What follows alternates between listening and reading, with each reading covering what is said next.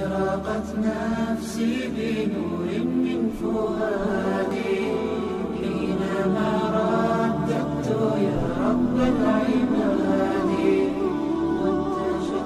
میرے عزیز بھائیوں، نبی کریم صلی اللہ علیہ وسلم نے ہماری ذمہ داری لگائی ہے کہ ہم دوسرے مسلمانوں کی بھی فکر کریں۔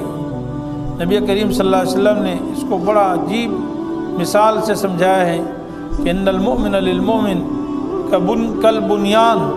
نبی کریم صلی اللہ علیہ وسلم نے فرمایا کہ یشد بعضہ بعضا، مومن کے لیے ایک عمارت کی طرح ہے، ایک دیوار کی طرح ہے کہ اس میں جو اینٹیں ہوتی ہیں، جو پتھر ہوتے ہیں، وہ ایک دوسرے کو مضبوط کرتے ہیں، دوسرے کے لیے سہارا بنتے ہیں۔ اگر اکیلا بلاک ہو تو اس کی کوئی حیثیت نہیں ہے، لیکن چند بلاک مل کر جب ہم اکٹھے یہ دیوار بناتے ہیں تو اس کو 100 آدمی بھی مل کر اس دیوار کو گرانا چاہیں، مل کر کھڑے ہو جائیں، زور لگائیں، کچھ بھی کر سکتے ہیں، کیونکہ یہ پتھروں نے ایک دوسرے کے ساتھ مل کر ایک جان ہوگی۔ تو فرمایا کہ مومن بھی پوری دنیا کے رہنے والے، آپ صلی اللہ علیہ وسلم نے یہ انگلیوں سے بھی اشارہ فرمایا، وَشَبَّكَ بَيْنَ أَصَابِعِهِ۔ آپ صلی اللہ علیہ وسلم نے فرمایا کہ مومن بھی اس طرح ایک دوسرے کے ساتھ مل کر ایک جان ہوتے ہیں، طاقت بن جاتی ہے۔ ایک حدیث میں رسول اللہ صلی اللہ علیہ وسلم نے یہاں تک ارشاد فرمایا کہ مومن کے لیے ایسے ہے، ایک دوسرے کے فی تراحمہم وتواتہم وتعاطفہم، ایک دوسرے کے ساتھ شفقت کرنے میں، ایک دوسرے کے ساتھ رحم کرنے میں، ایک دوسرے کے لیے ہمدردی کرنے میں، ایک دوسرے کے لیے قربانی دینے میں، دوسرے کا غم اپنا غم سمجھنے میں، یہ مومن ہے۔ وہ ایسے ہے، رسول اللہ صلی اللہ علیہ وسلم نے ارشاد فرمایا جیسے کہ ایک جسم، انسان کا جسم ہوتا ہے نا، کجسد واحد، اگر انسان کے جسم میں کسی بھی عضو میں درد ہو جائے تو پوری رات نیند بھی چلی جاتی ہے، پورے جسم کو بخار بھی ہو جاتا ہے۔ بھائی نیند کیوں نہیں آ رہی؟ کہتے جی سر میں درد ہے۔ بھائی نیند کیوں نہیں آ رہی؟ پاؤں میں درد ہو رہا ہے، پیٹ میں درد ہے۔ اس سے کہ یار پیٹ میں درد ہے، تو پیٹ کو ایک طرف رکھ دے بھائی، اور باقی تو سو تو جا۔ آنکھ کو کہا جائے سونا تو نے آنکھ سے ہے،